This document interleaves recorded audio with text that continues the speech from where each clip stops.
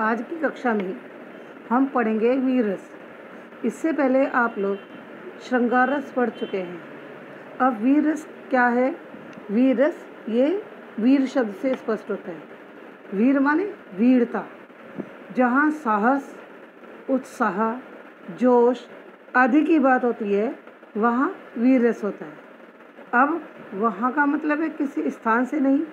आपको पहले ही समझाया था कि रस, छंद, अलंकार, भाव, गुण ये सब हमारे काव्य से संबंधित है। तो इसी श्रृंखला में आज हम वीर रस पढ़ेंगे। अब वीर रस के लक्षण क्या है कि जब किसी काव्य या कविता को पढ़कर और सुनकर आश्रय माने वह सहृदय व्यक्ति जो इस कविता को पढ़ता है, आप, मैं, कोई और जो भी कविता को पढ़ता है या गाता है, वह आश्रय के मन में युद्ध, धर्म माने कर्तव्य या धार्मिक कार्य, दान, साहस आदि से संबंधित उत्साह नामक स्थायी भाव जागृत होता है। तो काव्यगत अंगों के संयोजन से या रसागत अंगों के संयोजन से, कौन कौन से हैं? विभाव, अनुभाव, संचारी भाव आदि के संयोजन से वहाँ वीर रस कहलाता है। जैसे आप इसे स्पष्टीकरण के द्वारा और उदाहरण के द्वारा स्पष्ट समझेंगे। चढ़ चेतक तलवार उठा करता था भूतल पानी को, राणा प्रताप सिर काट कार करता था सफल जवानी को। अब इन काव्य पंक्तियों के अंतर्गत आप क्या देखेंगे कि चढ़ चेतक क्या है? ये राणा प्रताप के घोड़े का नाम है।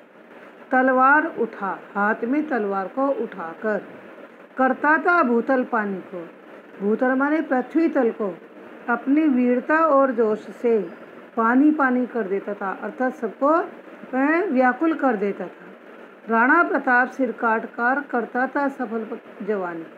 अब महाराणा प्रताप अपनी शत्रु सेना के सिर काट कर अपनी युवावस्था होने की स्थिति को सफल बनाता था, क्योंकि युवक के अंदर ही वीरता का अनुभव किया जाता है। एक युवा के अंदर ही वीरता के लक्षण होते हैं, वृद्ध व्यक्ति के अंदर दुर्बलता के लक्षण होते हैं, बालक अबोध होता है, तो इसलिए एक युवक के अंदर ही वीरता के लक्षण होते हैं। अब हम इसका उदाहरण स्पष्टीकरण में समझेंगे कि उपर्युक्त काव्य पंक्तियों में स्थायी भाव क्या हुआ? उत्साह। अब आश्रय कौन है? किसके मन के अंदर ये है वीरता का भाव जागृत हो रहा है?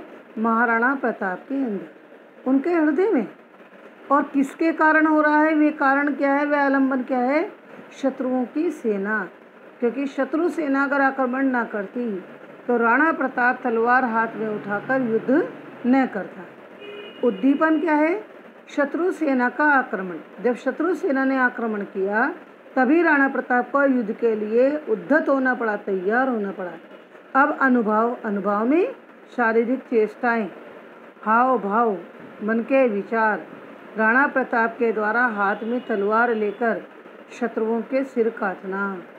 संचारी भाव क्या है? जिज्ञासा कि कैसा उत्साह है, शत्रु सेना कैसे युद्ध करेगी, उग्रता, बेचैनी है, उद्धतता है, क्रोध है कि मैं शत्रुओं का विनाश कर दूं, और शत्रु सेना का विनाश करने का जुनून आदि बातें ये वीर रस की संचारी भाव। अब रस का पूर्णता कैसे समाप्त होगी कि यहाँ राणा प्रताप के हृदय में शत्रु विनाश से संबंधित स्थायी भाव उत्साह जागृत होने पर यहाँ काव्यगत अंगों के संयोजन से वीर रस की उत्पत्ति हुई है।